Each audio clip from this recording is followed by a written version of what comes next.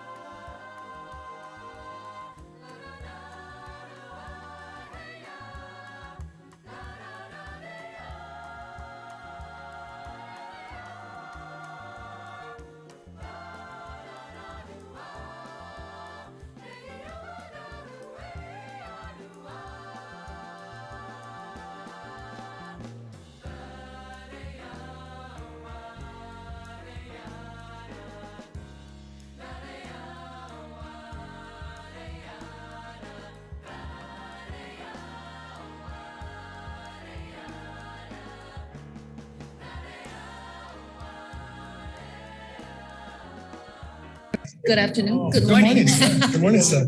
Good morning. Welcome to the meeting, and we're going to start today's meeting with our oath ceremony. All right. Yeah, thanks for being here. Good morning. Our board is composed of 8 members appointed by the governor to fulfill 8-year terms of voluntary effort. They are the governing body of Western Michigan University. Their authority is derived from the Constitution of the state of Michigan, and through the governor's appointment serve both internal stakeholders and the people of Michigan. While our trustees represent diverse success stories, together they share a deep fiduciary love for the institution. We have a dignified board of leaders, and today we celebrate the appointment of another distinguished leader, Trustee John Holdley. Trustee Holdley was appointed by Governor Whitmer to fill a vacant seat on the WMU Board of Trustees and will serve the remainder of a term through December 31st, 2024. Trustee Holdley is a celebrated former state representative, a resident of Kalamazoo community, and a graduate student at Western Michigan University, pursuing his Master's of Business Administration. While in office, he served as the minority vice chair in the Appropriations Committee and a member of the Higher Education and Community Colleges Subcommittee. He currently serves as an independent consultant and as the Membership Engagement Director for the Michigan Donor Alliance. He's engaged in a number of nonprofits such as CARES HIV/AIDS Service Organization, Mothers of Hope, Outfront Kalamazoo, Equality Michigan, and LGBT Detroit. Trustee Holdley, to best outline the board's purpose, let me paraphrase the board's bylaw preamble. We, the Board of Trustees of Western Michigan University, with the authority to govern this university by the Constitution of the state of Michigan and other applicable law, with this great responsibility for oversight, we affirm the ideals of academic excellence and freedom in an atmosphere of respect for both the individual and the institution we serve. We are committed to providing access to an excellent education. We are also committed to providing a working environment which is founded on mutual respect and dedicated to a collaborative relationship. We acknowledge that Western Michigan University is an institution of which we are not isolated from, but instead we are fully part of. With this foundation set for this awesome task, we will now venture into the oath phase of our newly appointed leader. It's with great respect and appreciation that I invite Chief Judge from the 8th District Court, Honorable Christopher Hennecke, to come forward to the podium. Judge Hennecke is a champion of Western Michigan University and son-in-law to Carol and Dieter Hennecke. President Hennecke served as both the 4th and 7th president of Western Michigan University. Will Trustee Holdley please rise at your seat as Judge Hennecke leads you in your oath? Members of the Board of Trustees, ladies and gentlemen, Western Michigan University does indeed hold a special place in the hearts of the Hennecke family ever since that day almost 40 years ago that Dieter and Carol first set foot on campus. That relationship continues to this day as my youngest daughter, Caroline, their granddaughter, walks campus pursuing her undergraduate degree.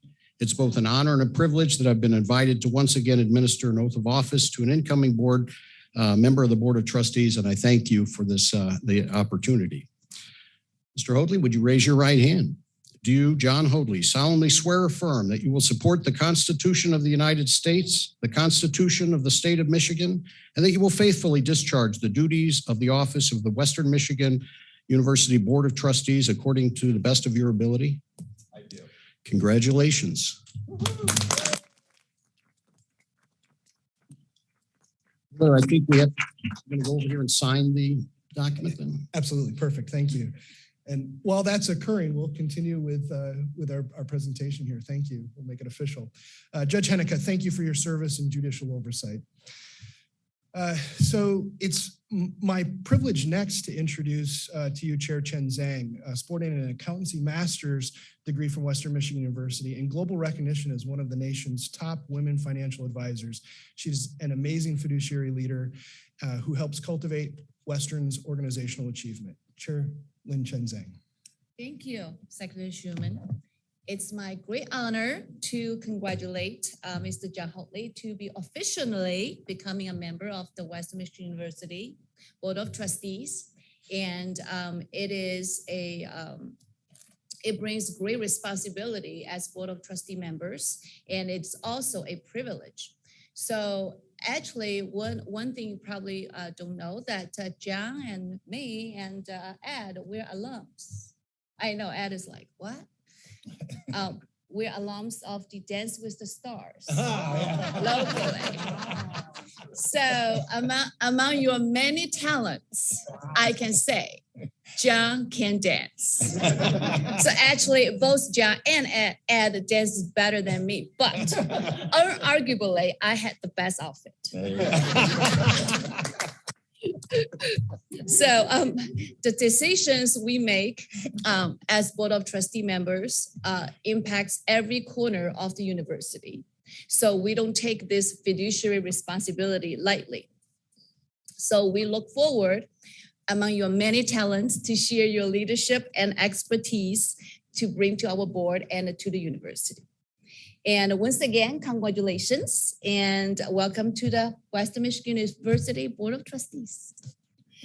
At this time, I would like to welcome the 9th President of Western Michigan University, Dr. Edward Montgomery, to provide a commentary. And President Montgomery is a renowned economist, exceptional leader, and a valued partner to the board.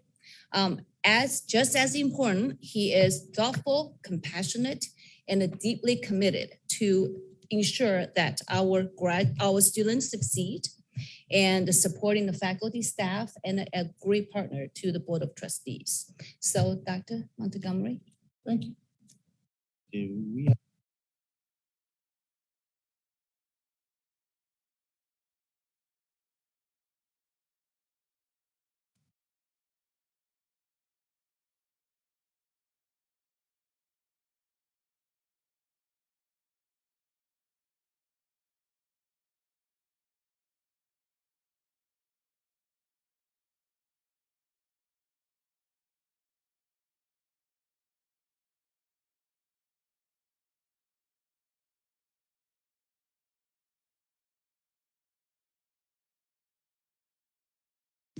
Oh, I guess it helps. Oh, you need my remarks. Yeah, sorry.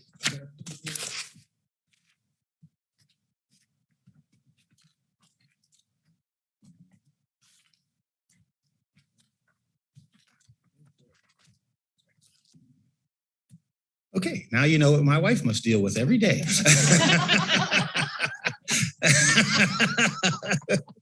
Thank you, Chair.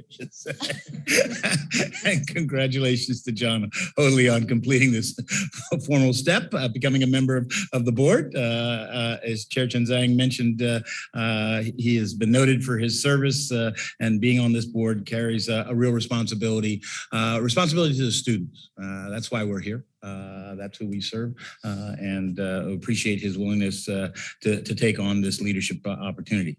It will bring some opportunities to make big and important decisions that contribute to the success of literally thousands of students in their everyday lives today, as well as helping them shape their futures.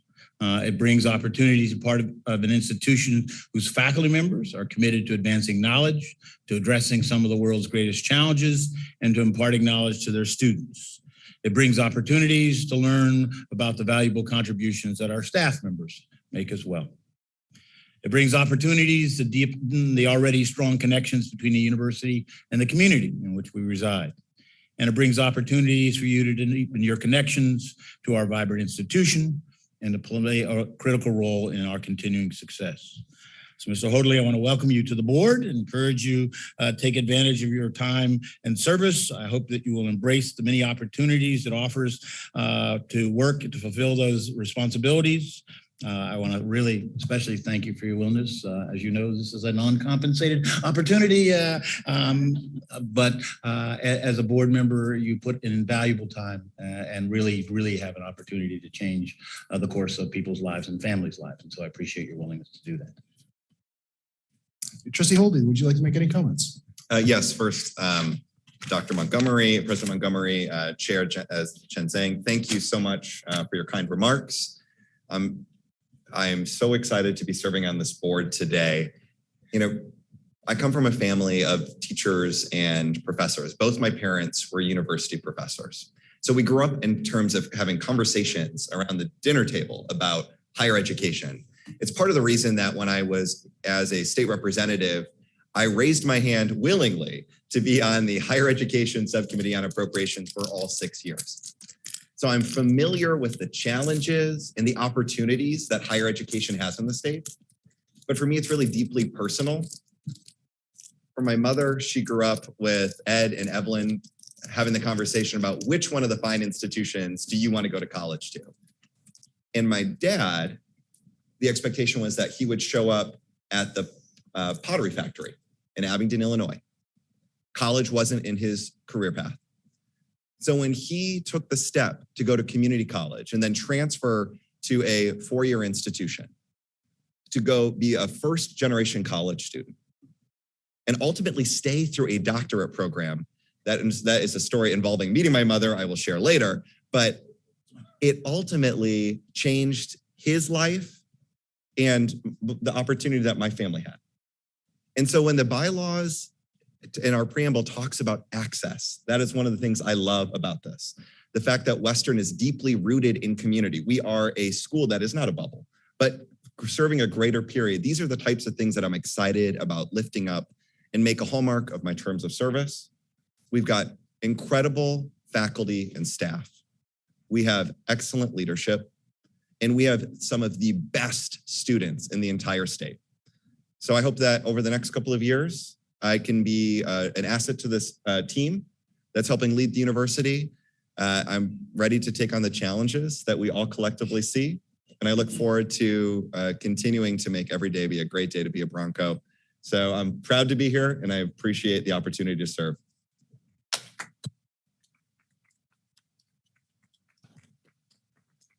Thank you, Trustee Holdley, and again, welcome to the team. I once again would just like to thank Judge Henneke, President Montgomery, and Chair Chen Zhang.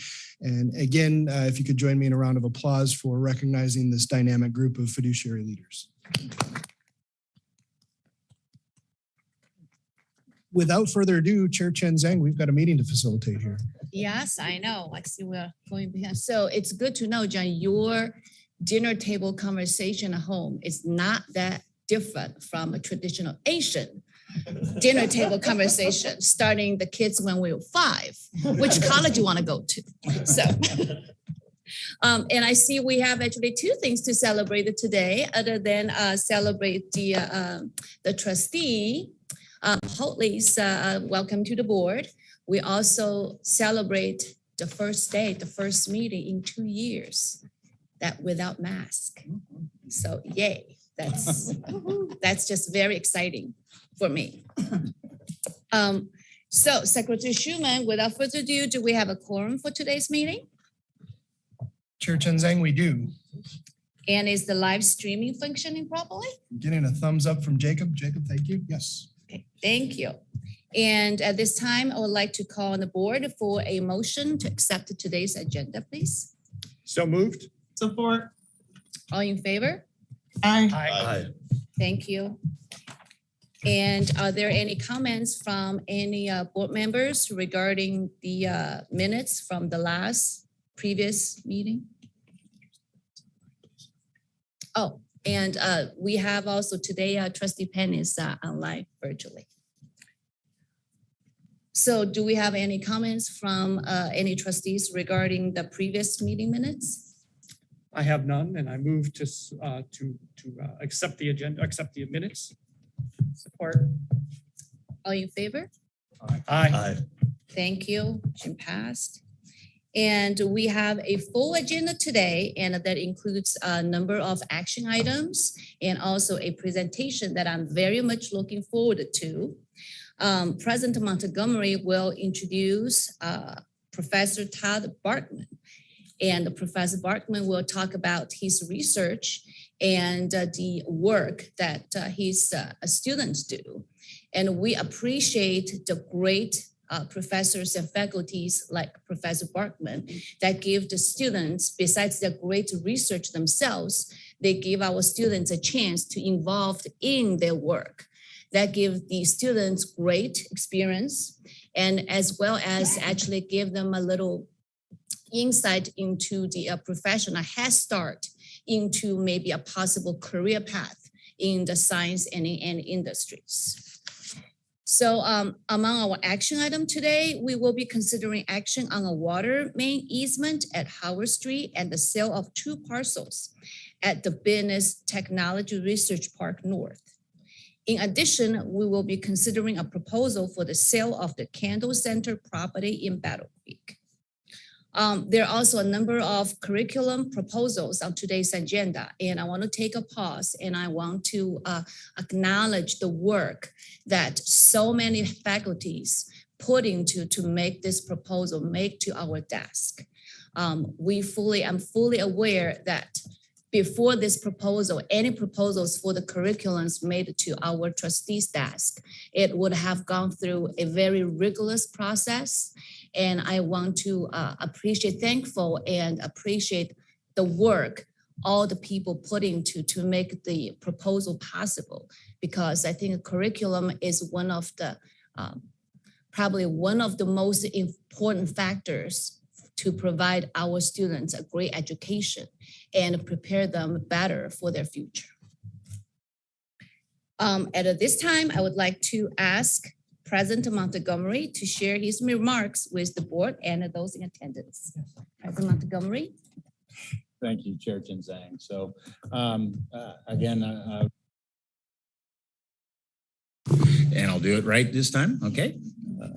And just welcome again to Trustee Hoadley and applaud him, his service in joining our board. Just want to highlight a few noteworthy events and occasions and celebrate some accomplishments during my remarks. This year marks the 40th anniversary of our academic talented youth program. It's a pre-college program that began with 22 middle schools and from 7 different school districts, and offered advanced students a chance to take part in high school level math and arts programs, regardless of their ability to pay. Over the course of the last 40 years, ATIP, as the program is called, has welcomed almost 3,000 students from 60 different school districts and has served as a model for similar programs that have been developed across the state. So happy 40th anniversary to that program. In about 3 weeks, on April 5th, I'll be presenting our 21-22 State of the University address right here in the Bernhardt Center. It will be an in-person event from 2 to 3:30 with some refreshments afterwards. I look forward to the opportunity to discuss some of our successes and challenges and some of the strategies that we're deploying that are in their relationship as part of an interconnected approach to advancing the institution. And I wanted to be able to discuss what we're doing, why we're doing it, and how it contributes to student success, scholarship, research, service, and will strengthen the university for years to come. So I look forward to that ongoing conversation and dialogue with the university community. Empowering Futures, we will soon be announcing the first recipients of the Empowering Futures Housing Scholarships. Those scholarships are open to incoming eligible Michigan residents with special consideration for those from Detroit, Grand Rapids, and the Kalamazoo promised boundaries. My thanks to the development team of Laura Dura, Assistant Director for Engagement and Assessment in Housing and Resident Life, Dr. Evan Heiser, Assistant Director for Professional and Career Development at the Murrah State College, and Melissa Holman, Director of Multicultural Affairs for Students. These supports are provided in concert with 2 new living learning communities, one for first-time incoming students and one for transfer students that will go with the Bronco Promise scholarships as well and represent one of the most significant increases in our financial aid and our commitment to access on the part of the campus. Looking internally, we've just completed the data collection phase for our most recent employee engagement survey. The results are being collected by an outside contractor, and when they're available, there's a leadership team that will work with an across-campus employee group to review the results, to explore strategies for addressing the issues that are raised. We know that we have some challenges and that we have much work to do, but we're carrying through on the promise to conduct a survey, and even more importantly, to take action to explore outcomes that will help build and strengthen our culture and improve morale. On some positive notes from outside sources, we have just been notified that Western received gold level status as a military-friendly school. More than 1,800 schools participated in a survey this year, and only about 15% of them got gold status for their practices, outcomes, and effective programs. The ranking noted that our Office of Military and Veteran Affairs, our ROTC program, vet success on campus counselors, and the culture of support for military students as amongst our great strengths. We've been, in terms of bringing in new people, we've been giving prospective Broncos a closer look at everything Western has to offer through a series of informative and educational student events. These have been day-long events, bringing together academic colleges, residence life, and engaging people in campus tours, as well as a chance to explore our various programs and aspects of the university. The next one, tomorrow, March 18th, with final two on the 25th and the 8th. They provide a great introduction to our campus, and participation from our faculty and staff adds a lot of energy. We're one of the few campuses who are doing these in person. We've gotten really positive feedback from the students who come. And if you want a success record, I believe we get around 75% or so of those who actually come. So these are really golden tickets. And so I, one, thank everybody who participates, but two, it does say, if you actually come to Western and you see what this campus has to offer, you'll like it. And we should be enormously proud of that. And so thank everybody who's putting in that effort. In addition to these admitted student events, there's going to be our current students are helping to form an event called Western Weekend. It's going to be a deep dive into what life is really like on the campus, and will be Saturday, April 2nd. It will include, again, tours, presentations, student panels, performances, and a whole range of activities. We thank our student government partners for helping us plan and put this event on. This emphasis on putting on quality events, as I said, really is an important part of our strategy to attract students. It really does reflect well on our attempts to increase first-time undergraduate applications and our yield activity. Right now, the news is positive for next year's incoming class. Applications continue to be up.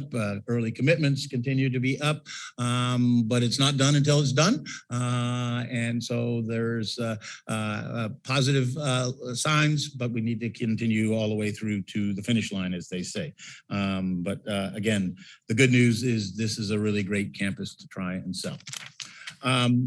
Want to offer some further evidence in that regard with some congratulations. First to Professor Sue Ellen Christian. She's a Presidential Innovation Professor. She'll be opening her new exhibit at the Kalamazoo Valley Museum titled Wonder Media, Ask Questions. This exhibit invites museum visitors to critically evaluate media and develop skills to identify misleading or unverified news and information.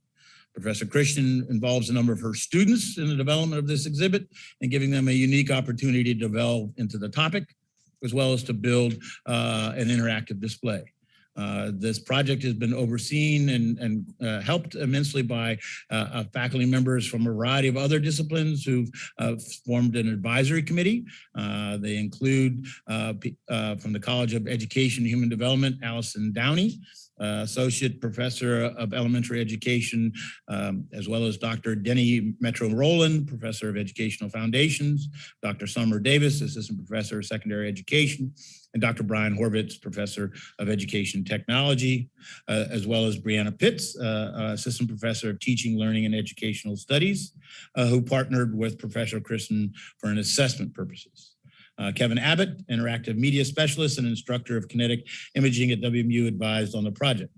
So it takes a village, and this has a great village and a great team effort, but congratulations to both Professor Christian as well as everyone else who's helped to make this project possible. Also want to congratulate Dr. Chan Sing He, professor of the Department of Geography, Environment, and Tourism, who received the Distinguished Career Award for Water Resources from the American Association of Geographers and Water Resource Specialty Group. This award is presented to senior scholars for sustained and effective research contributions in water research science, planning, and policy. It was bestowed based on the strong and extensive record of publication, research, and other accomplishment that he's amassed. He is already a fellow of the American Association of Geographers and the American Association for the Advancement of Science, as well as being a university distinguished faculty scholar. So congratulations, Professor He, again, on this very well-deserved recognition. And finally, I want to applaud another scholar who was recognized by his peers, Dr. Gary Chartrand. He's a professor emeritus of mathematics and is well known in his field for helping to popularize graph theory. It was announced last week that he would be honored with the 2021 Stanton Medal from the Institute of Combinatorics and Applications. The Stanton Medal honors significant lifetime contributions to promoting the discipline of combinatorics with advocacy, outreach, teaching service, and mentoring. Dr. Chartrand is responsible for numerous foundational contributions to graph theory and its advancement. He's been major advances in research and service, including training many generations of mathematicians. He's been a prolific researcher, authored over 300 papers, pioneered several research areas, and authored 11 textbooks. Quite an impressive record. So congratulations to Dr. Chartrand. With that, I'll turn it back over to Chair Tenzang. Thank you, Dr. Montgomery. Impressive record, and congratulations again to all the great works our staff has been doing on campus in all the areas. And one note about the academic ATIP program for the 40th anniversary. Both my two sons are graduates of the ATIP program. And to me, this is just one example how Western Michigan University not only touches the lives of the students, the college students, but also so deeply impacts the life of everyone in this community. Because we're talking about access, that's just another form of access. We provide access to those youngsters a chance to excel in their field of studies, in the field of interest. So congratulations to ATIP, happy 40th anniversary.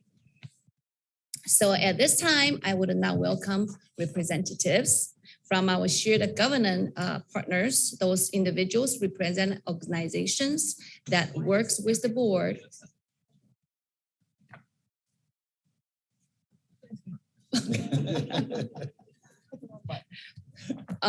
Those individuals represents the organizations that works with the board to move the university forward. And on behalf of the Board of Trustees, I would like to thank them for their ongoing work, collaboration, and commitment to Western. As we near the conclusion of the semester, my understanding is every organization is going through the re-election process. So we're looking forward to meet the new leaders of those organizations in the next semester. But for right now, please welcome Ms. Kritzman. Thank you. Is this on? Okay, it's on. Okay. Good morning, Chair Tenzang, members of the board, President Montgomery, colleagues, and guests. On behalf of the Western Michigan University Faculty Senate, first, let me extend happy St. Patrick's Day greetings to everyone and to thank you for this opportunity to address the board and for allowing me to provide you an update on our activities. We welcome Trustee John Hoadley to the Board of Trustees. Congratulations on your appointment, and we look forward to working with you. The Faculty Senate values its collaborative relationships with WeTalk and are pleased to support the partnership between WMU and the Fetzer Institute. We're excited to meet and learn about the work of David Issei, founder of StoryCorps, currently broadcasted on NPR, and its One Step Initiative, which will be on campus March 28th and 29th. Founded in 2003, StoryCorps is dedicated to recording, preserving, and sharing the stories of Americans of all backgrounds and beliefs. The One Step Initiative pairs strangers with different political efforts in an effort to remind Americans of our shared humanity and to help mend the fraying fabric of our nation, one conversation at a time. Issei will speak about this work at 5:30 p.m. on Tuesday, March 29th in the Fetzer Center's Kirsch Auditorium on the WMU main campus. We invite you to join the conversation. And we thank the Fetzer Center Institute for supporting our open communication and free speech efforts on campus. Dr. Montgomery, the Western Student Association, the Graduate Student Association, and the Faculty Senate recently shared a campus message condemning the ongoing military action in Eastern Europe and Ukraine. As that military action continues, dozens of current WMU students, members of military reserves, are awaiting to learn when they will join fellow soldiers and be deployed overseas to defend democracy on foreign soil. Faculty and staff are encouraged to work closely with impacted students and as they continue their deployment preparations. And I'll say on a personal note, because I have about a dozen students in the military reserves, we get updates in class twice a week. So we know that some of the initiatives are moving quicker than were originally anticipated. I do want to congratulate incoming Faculty Senate President, our President-elect Sarah Summy, who is appropriately donned in all the St. Patrick's attire, so I'll let that speak for itself. Sorry, I'm not Irish, but I think we can tell one person who is. And Vice President-elect Bill Rance, who will begin their terms on May 1st of 2022. Faculty Senate meets again on Thursday, April the 7th at 5 p.m. in 208 Bernhard, as well as virtually. We invite you to join us. As I close my comments, I wish to express thanks and appreciation to the volunteers of the Senate for their time and commitment to shared governance that we do every day on behalf of our students and on behalf of the university. Western continues to be a great institution because of your efforts. To Chair Chen Zhang, the Board of Trustees, President Montgomery, and everyone joining us today, thank you for allowing me to address the board. Thank you, Ms. Christman. And just on the record, I did try to incorporate some grain into my outfit, but failed. I missed it.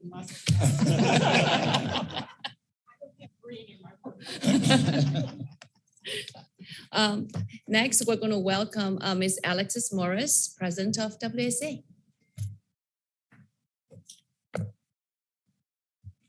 I found my grain and it was in my hat. Perfect. All right. Well, good morning, everybody. And as President Kritzman shared, I'd also like to share some happy St. Patrick's Day greetings to all of those seasonally festive Broncos out there. Please note that tonight from 9 p.m. to 3 a.m., the WMU Police will be offering students a free, safe ride home to both on-campus and off-campus residences. And all riders must present a valid Bronco ID and call campus safety at 269-387-7433 to request a ride. Be safe out there, everybody. With that being said, I'd like to take this moment to thank Chair Chen Zhang, members of the board, and everyone else here in attendance here this morning for allowing me to address them here this time. I've said it once and I've said it again. It isn't every day that I'm able to represent the entire student body of Western Michigan University in such a direct way. And before long, it won't even be my privilege to hold. So it's kind of a cool moment to just think that next week is the WSA annual campus-wide elections.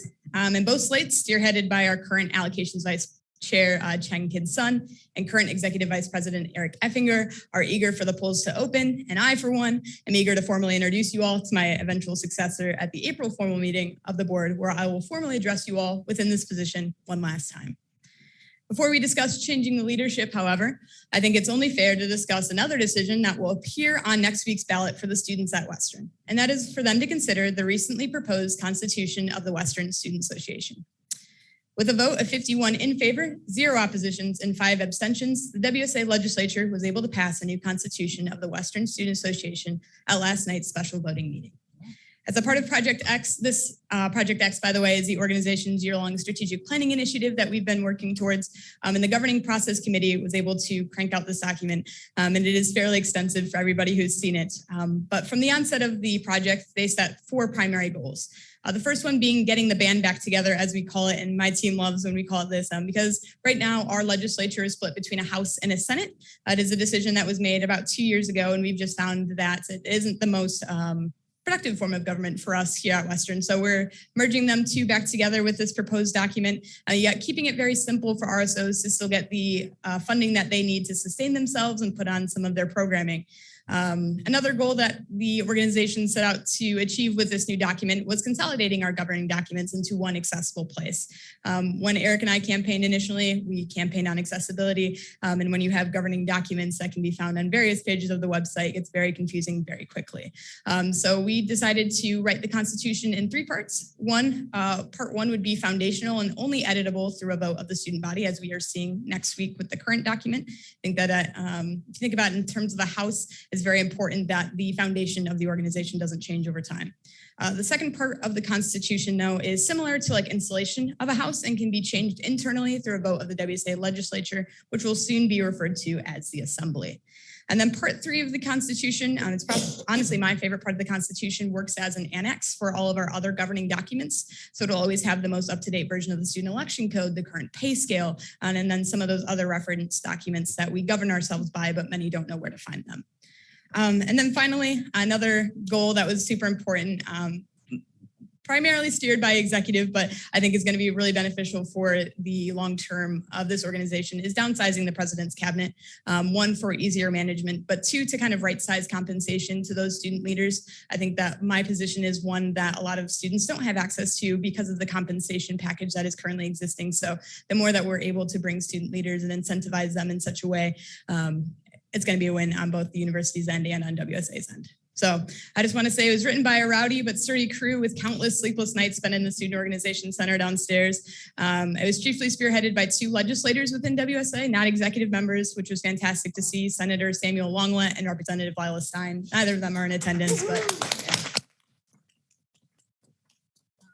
lastly, and it can't be ratified until a favorable vote comes from the student body, but we're beyond optimistic in its ability to pass with flying colors and solidify the organization's commitment to providing an accessible, inclusive, and sustainable environment for generations to come. While on the topic of change, I think it'd be remiss if I didn't talk about climate change. We have taken, again, a really strong stance this year within WSA and student organizations across Western Michigan University's campus to talk about climate change and prioritize it. So 2 weeks ago, right before spring break, our Vice President for Sustainability, Piper Meldrum-Roy, along with the Office for Sustainability, some select medallion scholars from Lee Honors College, and the Graduate Student Association were able to host the 2nd annual Student Sustainability Summit. President Montgomery did make an appearance, and it was a fantastic opportunity for students from all corners of campus to come together and talk about sustainability issues. I had organizations like the Students for Sustainable Earth and the Climate Cafe group. One of the other groups in attendance there was the Citizens Climate Lobby. As I'm sure many of you are aware, this is a very fantastic and active organization this year that has been coordinating with WSA and GSA and some other campus partners to meet with university administration, including President Montgomery, Secretary Schumann, and others to really talk about setting and achieving sensible carbon tracking goals at this university. And we're very excited to see where those conversations continue to lead. With that organization as well, we were able to reaffirm a university bill that they authored last year within the WSA that calls for Western's carbon neutrality date to be passed by 2030. The final updates that I really want to provide to you all today is an update on WSA's We Stand With Ukraine series. A lot of the events in this series took place on Tuesday, March 1st. A campus discussion on the Russian-Ukrainian war was a collaborative partnership between WSA and the Department of Political Science. It's also moderated by WSA alum and We Talk representative, Ms. Emma Barato. And this event brought in members from both the Kalamazoo and campus community to have a conversation about the past, current, and future iterations of events unfolding in Eastern Europe right now. And we had over 75 people come out for that event, and it was planned over one weekend. So I can't even imagine how much logistics planning that took. So I just want to shout that event out because I think there was incredible success. Another one that has already taken place and was also on that Tuesday earlier in the day was a moment of silence for Ukraine. This was in tandem with the Henneke Institute for Global Education. We were able to hold a moment of silence for Ukraine and those affected by the growing tensions, both domestically, internationally. It was really cool. We had some current Ukrainian students come out that attend Western. It was really one of the most humbling and heartwarming gatherings that I've been able to be a part of at this institution. And so I just want to thank you all who prioritize coming out and showing your support for those students and other members of the campus community that are affected by this. Moving forward with this project, we're also meeting tonight with representatives from the Murray State College to begin planning a candlelight vigil, just to, again, talk about some of the loss that has been felt by this senseless yet continual bloodshed that we're feeling in Ukraine. And then we're also partnering with the Campus Activities Board to provide support resources and comforting item to those students impacted by the violence. More on this is to come, but if anyone has ideas on either of those suggestions, they are encouraged to either seek us out on social media or reach out to me directly. And as I conclude today's remarks, I'd also like to share that at this week next time, I'll be packing for a multi-day conference in College Station, Texas for student governments across the country to share their experiences and collaborate with one another. I have nothing but full confidence in our 10-person delegation to represent Western Michigan University in the best of lights and believe that Bronco pride will permeate Texas A&M's campus long after we've returned to Kalamazoo. While on the topic of Bronco pride, though, I'd love nothing more than to conclude today's remarks with a collective Go Broncos in support of our unparalleled hockey team as they head into the Frozen Face-Off this weekend. So with that being said, on the count of three, can you all join me in saying Go Broncos? All right, 1, 2, 3. Go Broncos. Thank you all.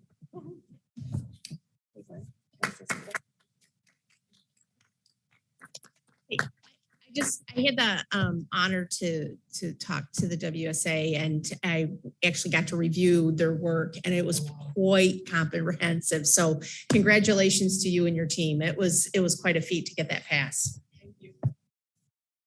Yeah, and we continuously impressed by the vast amount of work that WSA continue to accomplish, and on top of all the studies you have to do.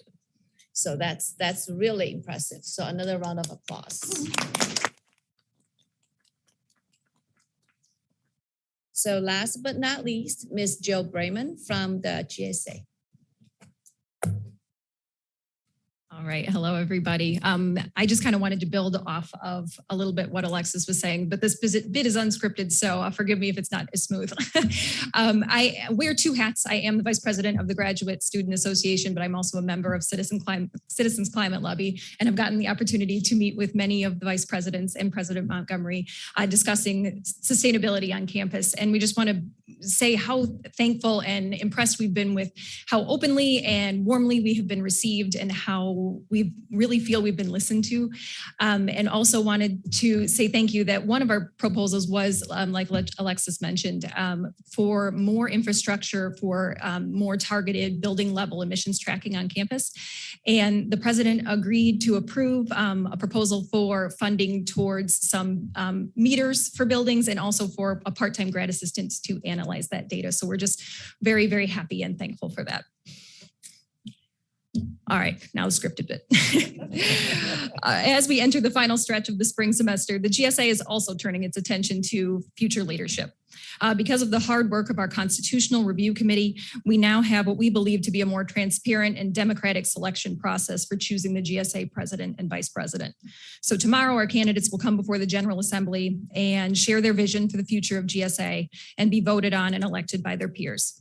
We're excited by the highly qualified and motivated candidate pool, and we're eager to see the election results. Like WSA and the Faculty Senate, we are also saddened and angered by the Russian invasion of Ukraine. We want to compliment Alexis and her team on the work that they have done to provide students with resources to help them make sense of this tragic, unnecessary violence. Our joint statement with the WSA and other shared governance partners condemning the invasion is just one of the ways that the WSA and GSA are rebuilding their relationship and working together to meet the needs of the collective WMU student body. Our executive boards have been working together to plan a robust set of events and resources for Mental Health Week. Concerns such as mental health affect all students, regardless of graduate or undergraduate status, and collaboration between shared governance partners is key to addressing these issues. However, there are also differences in our needs that should be acknowledged and addressed. For example, our teaching assistants are in a unique position that's similar to faculty and instructors. Like all of us, their mental health has been negatively impacted by the stress of the pandemic, but they also carry the additional burden of the mental health of their students who bring their struggles with them into the classroom. This has always been a concern, but like all things, it has been magnified by COVID. It's also important to acknowledge the two-way relationship between the mental health of teachers and their students. When our professors, instructors, and TAs are struggling to manage their workload and their own mental health, the quality of service that they can provide to students understandably suffers, which in turn affects student mental health. We have to make sure that we are attending to the mental health needs of all members of the campus community in order for us to truly thrive. In addition to mental health, the GSA has been deeply focused on the academic health of our graduate students. A recent survey of academic needs gave us some encouraging data, with 75% of respondents indicating that they feel they are doing well academically, and 86% saying that they feel that their program provides them adequate academic support. Two reoccurring concerns also emerged from the data. First, graduate students are struggling with time management as they attempt to balance their overloaded schedules. Many graduate students also feel disconnected, both from their programs and from the university as a whole, especially due to our shift to online learning. They're looking for a sense of community. The GSA is attempting to meet those needs by offering funding for students to start study groups, which would give grad students a space to work collaboratively and prioritize their schoolwork while also building community within their program. We realize, however, that the departments all have unique structures and needs.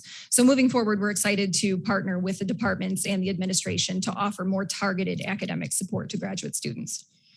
When I was emailing departments about the study group funding, I got a response from one department chair that read, "I'm increasingly convinced that our graduate students are our greatest resource." And while I would argue that all members of our campus community play an important role in the university's success, that response was also confirmation of what I've come to see in my time as GSA Vice President, that graduate students are vital to the university's functioning. In offices, research labs, and classrooms, graduate students are doing much of the behind the scenes work that keeps Western running smoothly. On that note, we want to acknowledge that our fellow graduate students in the Teaching Assistant Union have an upcoming contract negotiation, and we hope that it goes well and accurately reflects the important role that they play here at WMU. One final point of pride for the GSA that I would like to share is the creation of 80 needs-based opportunity grants. So the GSA has accumulated a budget surplus due to inactivity during COVID, and we thought it was only right that those funds be returned to the students. The grant will consider things like an applicant's prior Pell Grant status and expected loan debt upon graduation to determine recipients. We feel grateful to have the opportunity to provide financial support to some of our Broncos who need it most. Thank you all for your time and have a wonderful afternoon. Thank you, Ms. Freeman. I think I'm very impressed, especially by the survey that you did to identify the unique challenges faced by the graduate students, and also for the follow-ups that all those actions you have taken, try to address those concerns, and the great work. And we could not, as Board of Trustees, we could not agree more that graduate students is a very important part of our community. So thank you for your work. And then next, the presentation I'm very much looking forward to. Thank you. I'd like to invite Dr. Todd Barkman to the lectern for our next agenda item, celebrating scholarship through collaborative publication. Dr. Barkman has been a professor of biological sciences at Western for the past 21 years, teaching both undergraduate and graduate students. Opportunities like those that Dr. Barkman provides highlight the remarkable opportunities afforded by a Western education. Even at the undergraduate level, our students can be heavily engaged in the discovery process alongside a full professor advancing scientific investigation. In this case, both undergraduates and graduate students are his co-authors on the study published in a top-tier peer-reviewed journal. Their investigation looked at how plant enzymes change biochemical function over time. I appreciate Dr. Barkman for giving his co-investigators this valuable opportunity. I look forward to hearing more about his many collaborators and just how they've been able to navigate this amazing partnership. With that, I turn the floor over to you, Dr. Barkman. Thank you, President Montgomery, and to the board for inviting me here to present to you. I have prepared a few slides that will help illustrate what this experiential learning opportunity is about. The first thing I want to say about this, as shown in the bottom left and right corner, is this class emerged from two things. One was assessment of our recent graduates at WMU in the biological sciences program, and hands down, the most important feedback we got was that students desired a research experience. With 900 majors, we can't give all of them a research experience that's individualized. So this class is the next best thing, in my opinion. Number two, the National Science Foundation funded a grant, and in that grant that was awarded to us, I proposed to do this course. So those two, those are the two factors that led to the genesis, excuse me, of the class. Okay, the next slide will just show you in a nutshell what this class is about. And I don't know how to advance the slides, so I'll just ask for some help with that. So what this course involves is every student gets a plant. From the plant, they then pull out the genetic material of the plant into a tube shown in that second picture. It looks like clear water. Their next step is then to take the genetic material and isolate one portion of it, one gene, and that's shown by the clear water in the third picture. The next step is to put that genetic material into bacteria. Those bacteria are shown by the white spots on that fourth picture. And then finally, we end up with then a clear liquid yet again that tells us something important about what these plant genes do. So 5 things, how hard can that be? Well, the next slide will show you a little bit about what's involved. Here are some pictures of our BIOS 5260 students doing their work. It, first of all, requires access to the many resources that WMU has. And if we've got these resources, I think we should be using them. So Wood Hall, Heineke Hall, and the chemistry building are all required to get this work done. There's equipment in all of those buildings, resources in all of those buildings that are needed for this interdisciplinary course. And it also requires time. So students have to sign up for 2 4-hour blocks of time per week. And then we're in the class at least that much to get this work done. It also requires persistence, this project, because everyone's working on a plant that no one's worked on before, it doesn't always turn out. And I tell the students that on day 1. Okay, next slide will then show you what students learn and what they deal with. What is shown on this slide tells each and every one of our students something about their experiments. I'm obviously not going to get into them, but the point is we're preparing students for the great unknown that they'll encounter when they are in research labs of their own during their careers. Okay, next slide will then show us that over the years that I've been running this course, we've generated a lot of data. The only thing you need to see from this slide is the horizontal black and orange bars on that figure were generated by each one was generated by a different student. This data set's one of the largest ever generated and then published on. And so it really couldn't have been done without each and every one of those students contributing data. Next slide then will show the paper. The first page of the paper that was published this year with the names of all of our 54 student co-authors. Now, it might be nice if we could just put everyone's name on a paper, but you have to, there are standards for this sort of thing in the scientific world. And so one of the main requirements is that the co-authors have to have generated data. Every one of them has. Number 2, then they need to contribute to analyzing the data and writing the manuscript. And all of them, either during the course or during manuscript preparation, did that. And then finally, they had to approve the final version that was published. What I'll now tell you is the hardest part of this project. Shown in the right are all the tools I had to use to reach these students and get this manuscript out to them. So WMU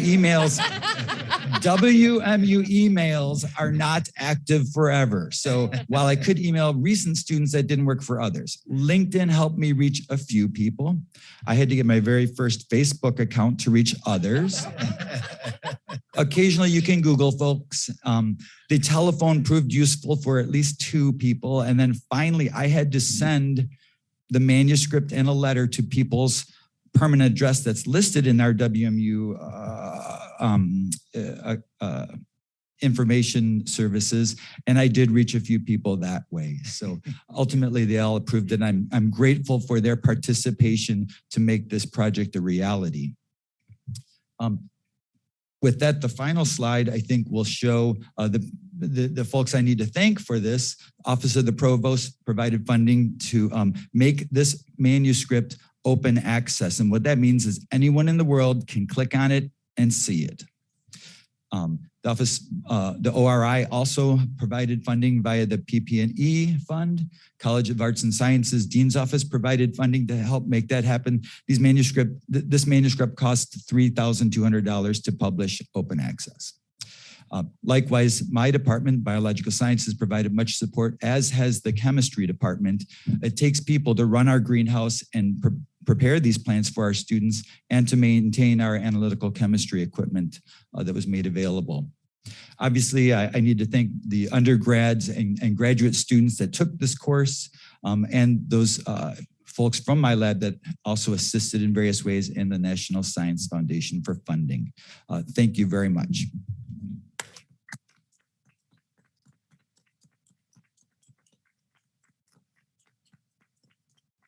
With that, I also now have the privilege of introducing a former graduate of the class who then entered our graduate program at WMU and worked in my lab and received her master's degree. That's Nicole Dubbs, who will come up here in a second. Let me just rave about her for 30 more seconds.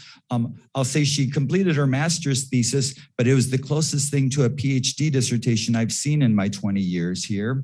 Number one. And then number two, she's currently employed by Vesteron Corporation, one of our greatest local companies around in Kalamazoo, located in the BTR. So with that, Nicole, I welcome you to the podium.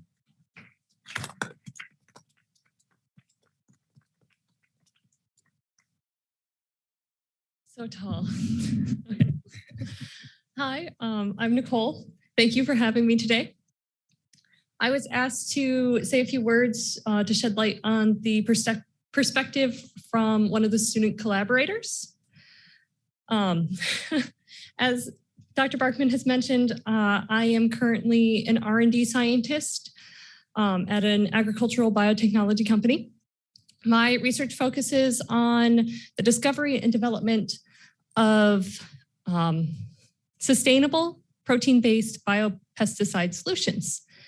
And that is a career path that I can't say for certain I would have chosen or been as successful in if it hadn't been for my experiences here at Western. As an undergraduate student, I had the pleasure of participating in Dr. Barkman's molecular biology laboratory class. It was set up a bit differently from the laboratory experience that I found typical in undergraduate, where you participate in a single experiment that lasts the duration of a 2 to 3 hour laboratory class period once a week. Dr. Barkman's class was set up differently, where you focus on a much larger project for the span of an entire semester. And I think it did give students the opportunity to experience the scientific process from start to finish.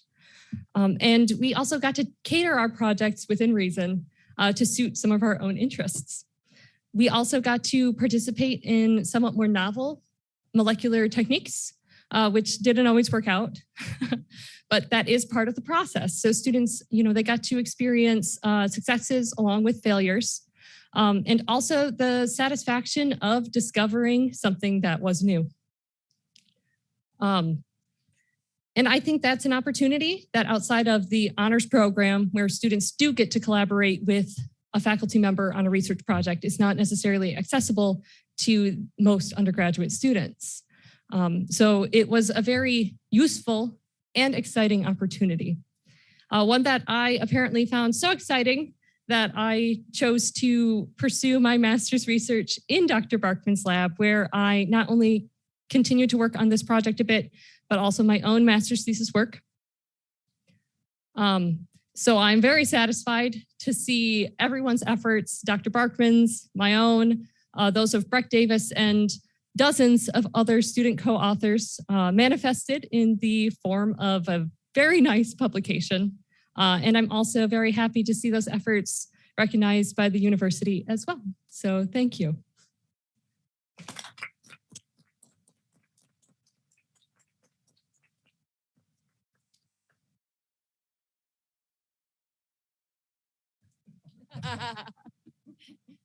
Thank you, Dr. Barkman. Thank you, Sarah. I think one question that you often heard from the kids entering the college is, what do I want to be? What do I want to do? And many of the students upon entering the college really really don't know the answers. And sometimes, actually many times, the answer does not really come to them even after they take many courses. So it is the hand-on experience and educators like Dr. Barkman that you pointing them to the possibilities of the career path. And that's how you impact their lives. And I think that's also what's lies the possibility of how our university and our community can work together by providing the opportunities on campus for hands-on experience, as well as the community industries, community companies to provide internship opportunities, so that just really let our students have some hands-on experience and open them to the possibilities of careers in different fields. And that's something I think we should all focus on and then work on, because after all, I always said, what is the most important? You come out with a job and you'll be able to contribute a member to the society and raise family.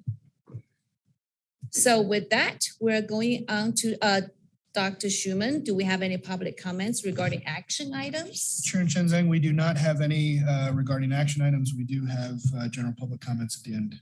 Okay, thank you. So we're going to move on to action items. And the first is the Howard Street water main easement. Thank you.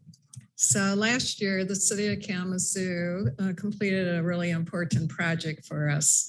They constructed a sidewalk on the east side of Howard between Stadium and West Michigan. And we all know Howard is a pretty dangerous, busy street. There was no sidewalk on either side. And at night it gets pretty dark due to tree canopy. So in addition to the sidewalk, they also did lighting. And their enthusiasm to do the project last year, work was done on WMU land without an easement. So what I'm bringing forward you today is an easement requested by the city of Kalamazoo. It's been reviewed by Craig to my left in his office, facilities, Pete Strasdas and David Dakin, as well as Colleen Scarf in my central office. So with that, it's being recommended that the Board of Trustees approve the water main easement requested by the city of Kalamazoo. Happy to answer questions. Just one comment. I lived on Howard Street when I was a graduate student. It is a quite dangerous street. Do we have any questions for these action items? If not, can I have a motion to approve it? I will motion to approve. Well, I'll Support. Thank you, and this is a roll call. You just don't. Chair Chenzeng, Yes. Vice Chair Edgerton, Yes. Trustee Hoadley, Yes. Trustee Johnston, Yes. Trustee Penn, Yes. Trustee Reinveld, Yes. Trustee Trevan, Yes. Trustee Turfy, Yes. Chair Chenzeng, motion passes. Thank you. And the next item, Vice President Clay, continue on. Thank you. Sale of Unit 2 on Western Michigan University Business Technology and the Research Park 2. Thank you. So because of this agenda item and the next one, I want to note that this Board of Trustees took action on June 26, 2019 to establish the Business Technology and Research Park. We call it affectionately BTR Park 2. When Nicole and Todd Barkman were talking, that was BTR 1, which has been very successful. Many of you might not know, but before we moved forward with the park, that land was not able to be accessed by anyone. Due to many years of agricultural, the soil was contaminated and you could not disturb the surface of the soil or you could become sick. So what the award is, and I'm going to hold it up. I was provided with white gloves, but I did not bring them with me today. But this is the Innovative Project Award for Business Technology and Research Park North, so BTR2. That was provided to us by the West Michigan chapter of the Green Council, the United States Building Council. It was the only award received for site preparation versus a project. And it was provided because of the remediation of the soil where arsenic was removed. And I saw Dr. Todd Barkman left, but he also discovered an endangered orchid. And the design of the park protects that species as well. And it prevents green space open to the public. And I'm smiling over at Jill because I know I know, and I'm looking at her too. So this was a good thing. So with that, what I'm bringing forward in this agenda is our second sale of a parcel. It's a 5.52 acres and the buyer is Bronson Properties Corporation. They're paying $414,000 for the site. A purchase agreement has been entered into. There's certain conditions that need to be met. Bronson needs to perform due diligence. Part of this, almost 50% of the park development was funded by the federal agency EDA. So there are some restrictions. So we need to get their final okay with it as well. I will say, I just heard this morning as expected that for this project, there will be another 80 to 100 jobs being created. And so again, we don't expect any hesitation or difficulties getting accepted by the federal agency. So with that, this is a long one, so I'm going to read it. Pursuant to the retained powers of the board regarding the transfer of real property, it is recommended the board adopt the attached resolutions and authorize the president, treasurer, or assistant treasurer, the authorized officers, to finalize, negotiate, and execute any deeds, easements, closing statements, agreements, or documents, and to take such other actions necessary or convenient to effectuate and complete the transactions contemplated herein with such modifications as they or any one of them may approve as reasonable or necessary. I'd be happy to answer any questions you might have. I've got one, Jan. With this in the item number 12, I think BTR2 is fully sold now, or is there still one open? Close. There will be one parcel left. The first sale actually was to Ascension or Borges, so some of us know for their cancer care center, which is open and serving our public. This one, and then there's the last parcel that's remaining. It's about 5.14 acres. And there is also interest expressed in that. So if anyone is interested in that parcel, they better hurry up. In sales mode. Yeah. Thank you, Jan. I appreciate that. Yeah. Yeah, so with that, it's actually would be a very nice community with the hospitals and the related research facilities. Correct. And it's Bronson's intent to do research out there. It's not a clinic. Great. Any questions for Jan? So can I have a motion? So moved. Support. And Secretary Schuman, can we do the roll call, please? Yes. Chair Chen Zhang. Yes. Vice Chair Edgerton. Yes. Trustee Hoadley. Yes. Trustee Johnston. Chair Chen Zhang, I must abstain from this. I serve on the Bronson Health Corporation board, and which is the parent company of who we're selling this parcel to. So I would abstain. Thank you. Trustee Penn. Yes. Trustee Reinfeld. Yes. Trustee Trevan. Yes. Trustee Turfy. Yes. Chair Chen Zhang, motion passes. Thank you. And then to continue on is the sale of unit 3. Thank you. So this is a 4.45 acre parcel. The purchaser is Jason DeVries, and it's for an affiliate company of his known as Faraday Defense Corporation.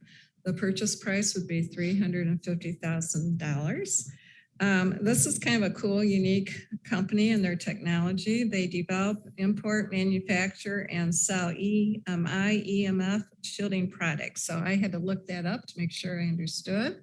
But it's basically a lot of our equipment phones and everything send out electronic, magnetic, force, and that interferes with other activities.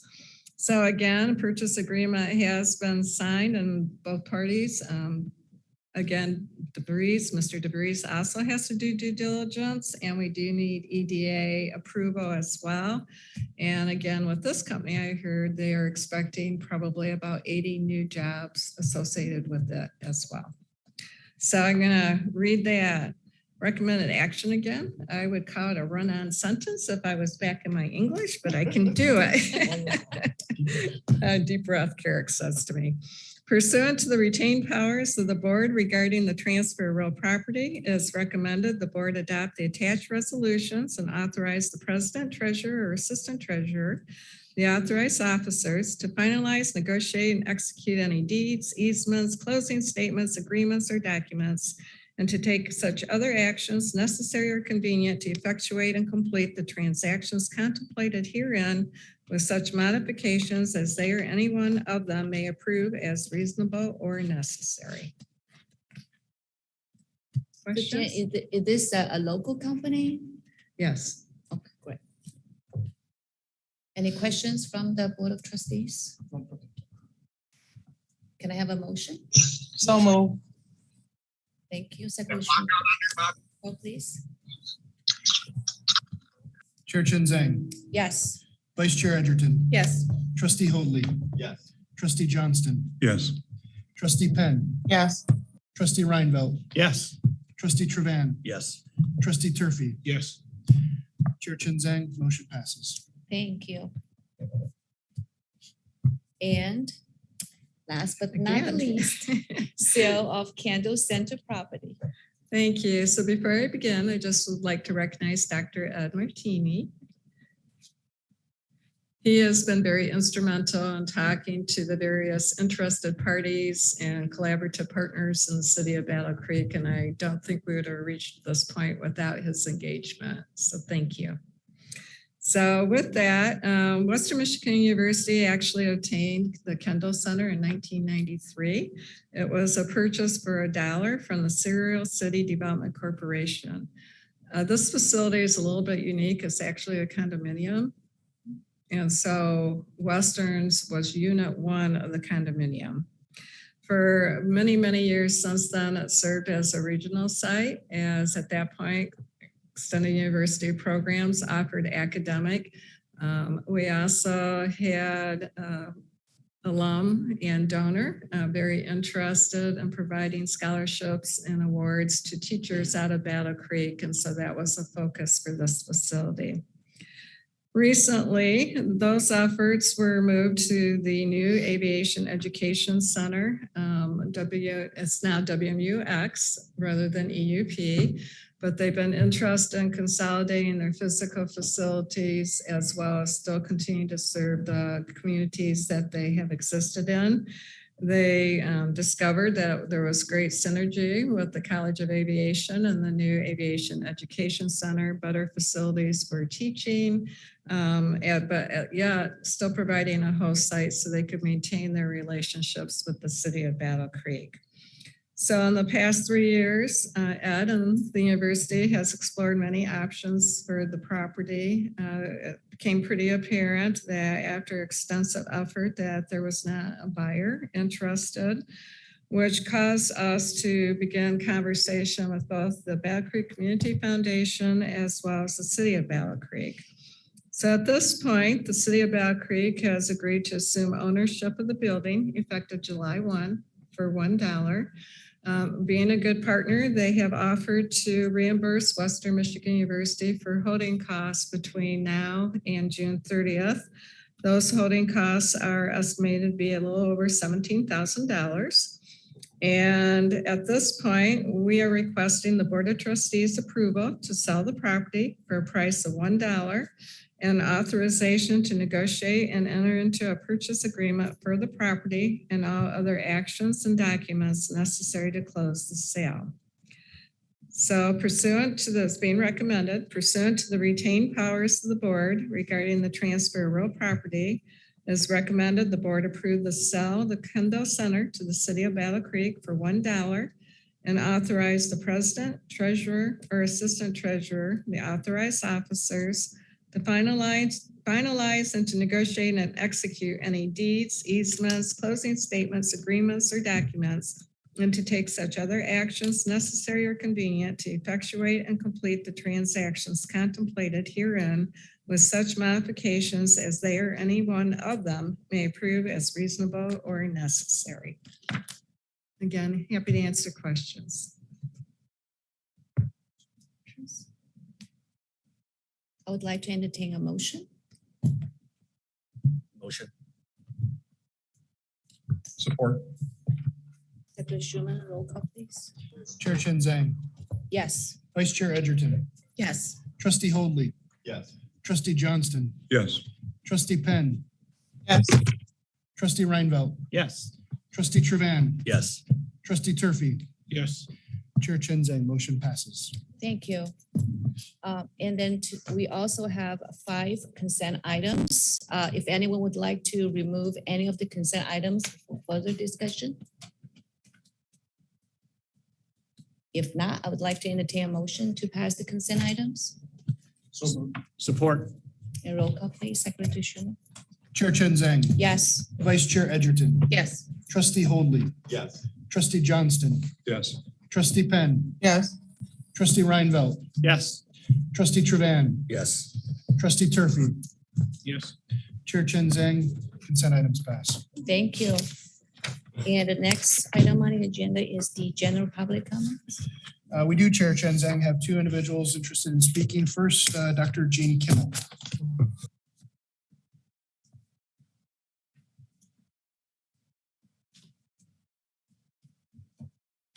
Hi. I'm not going to do that well, so I apologize. I'm grateful to have the opportunity to speak to you today.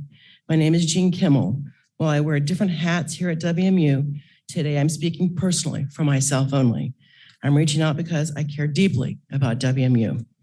I'm seriously concerned about the growing chaos at WMU that has been caused by adopting a new budget model with known problems without also implementing the well-established mechanisms for providing reasonable counterbalance. The new budget model is designed to require competition between colleges for limited resources.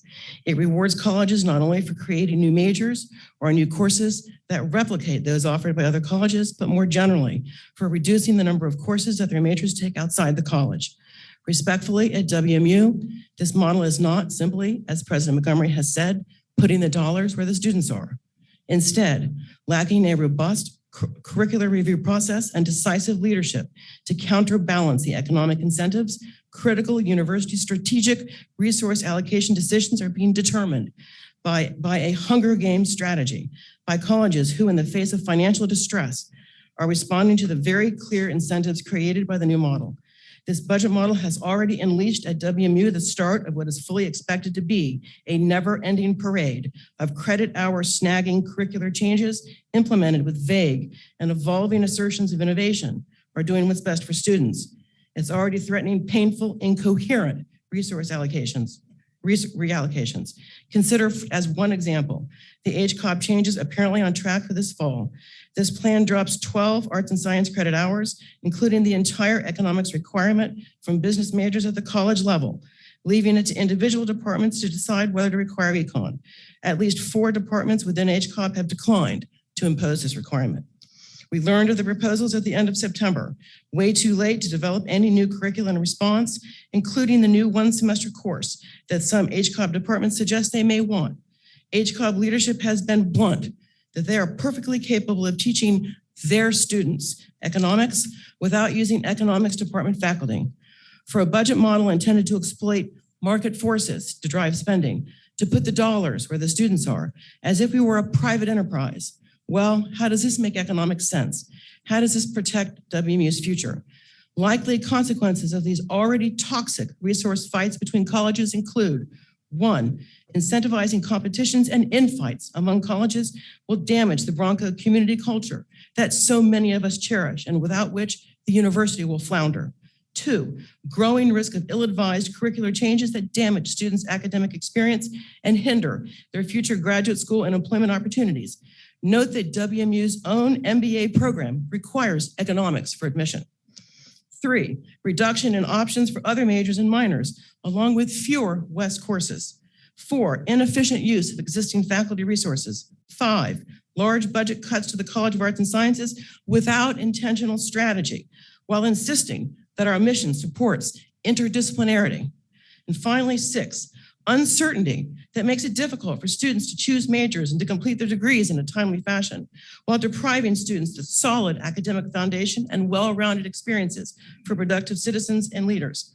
While the Faculty Senate clearly plays an important role in curricular issues, ultimate authority rests with senior leadership.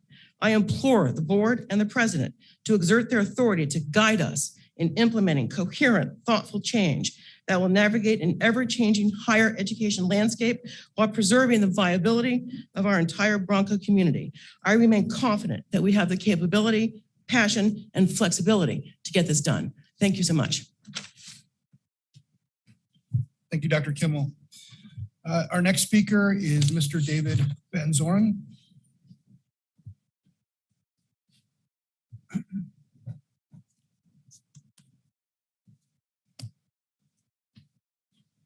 Hi, thanks for having me again today. I would like to clarify that my intent here is not to call out individuals personally, but to address the mindset and philosophy that guides this university's leadership.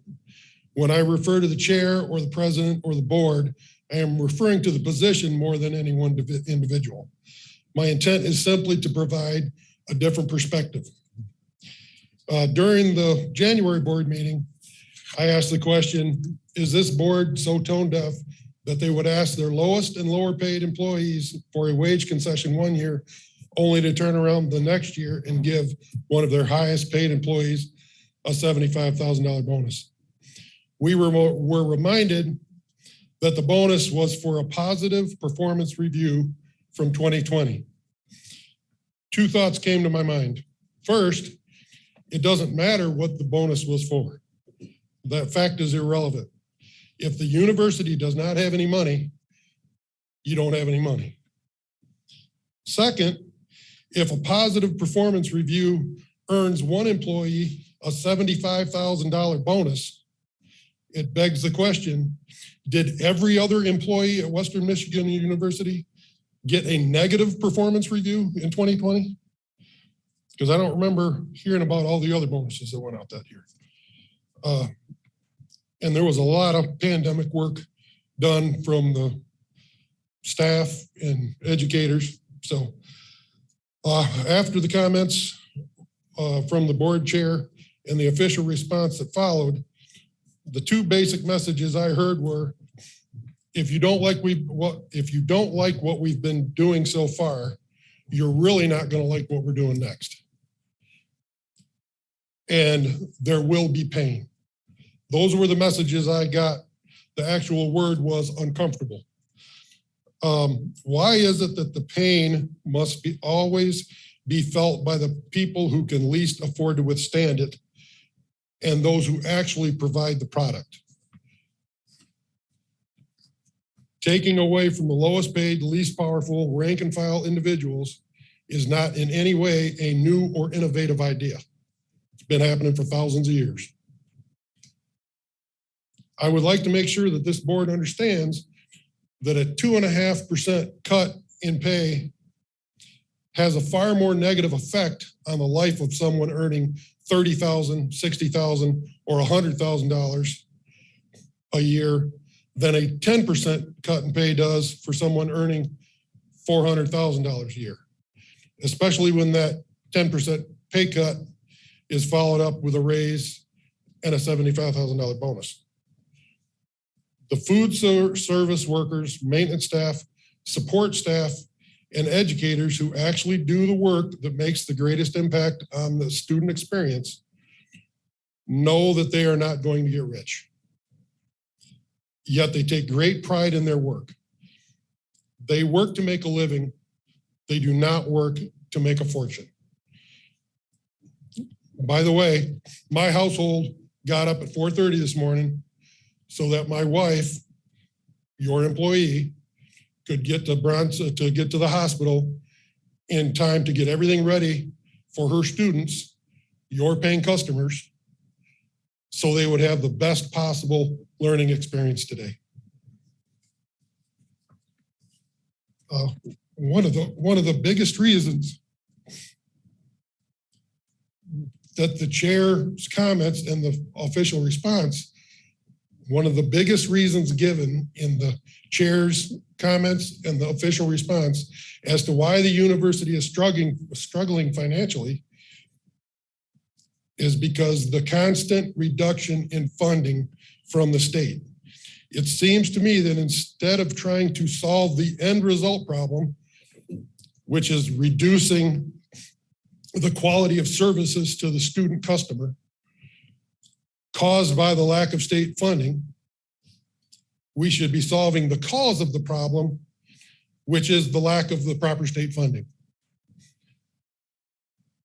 Maybe those of us who have the ear of our politicians in Lansing could speak a little louder about the plight our state universities are facing, thereby increasing the funding and solving the problem instead of treating the symptoms.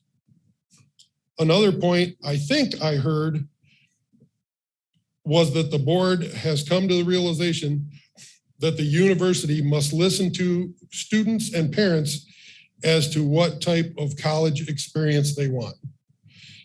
I understand that there is a balance that has to be struck in order to make the university attractive to get students to enroll. But it would seem to me that one component, hopefully the most important component of what students and parents want, is a quality education. In addition to listening to students and parents, I would ask the board to take that strategy one step further and listen to the staff and faculty as to how best provide that quality education.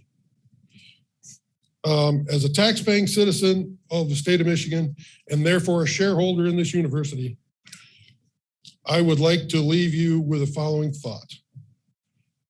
The same attributes that made many of the board members successful business men and women and make you good board members also might present you with the problem of making you bad board members in a certain way. You may be hardwired with the business model of funneling as much of the profit as possible from the product to the top. This is not a for-profit business. It is a nonprofit, state-funded university with a business model of funneling all of the profits to the product, which is a quality education. Thank you. Mr. Van Zorn, thank you. Chair Chen Zhang, that concludes the public comment. Can I make one comment? Thank you. You mentioned, I thank you for your comments and the Board of Trustees, always we welcome all the feedbacks from all perspectives, and we don't take any comments or any views lightly. One interesting thing you mentioned is about the performance. I'm just talking from my experience. I come from a private background. So in private businesses, we do tire the increased salaries, so increased compensations, at least in my company, with performance reviews. And that's not only goes to the top management, and that goes to every level, including every employees, including my front desk staff. But I think the culture is a little different in higher education. So we need to treat it a little differently. So we take, as Board of Trustees, we don't take any of the comments we received lightly. And thank you very much for listening and to our response and to review the documents in the response. And I highly encourage. Hi, I think you went the wrong way. I'm in that apartment building, like right behind Kroger. I'm actually Trustee Penn. Trustee Penn, can you mute your mic, please? You're welcome. You have a good. Thank you. I thought she said I went wrong. Yeah,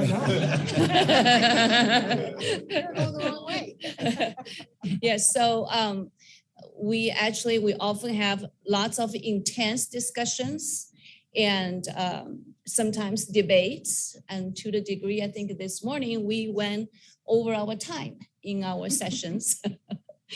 So, but thank you very much for watching the video that I posted. We posted on the website and look at the documents. And if anyone have not watched them, I highly encourage you to look at the video and review the documents that we provided. It's 13 pages with lots of data in the researches.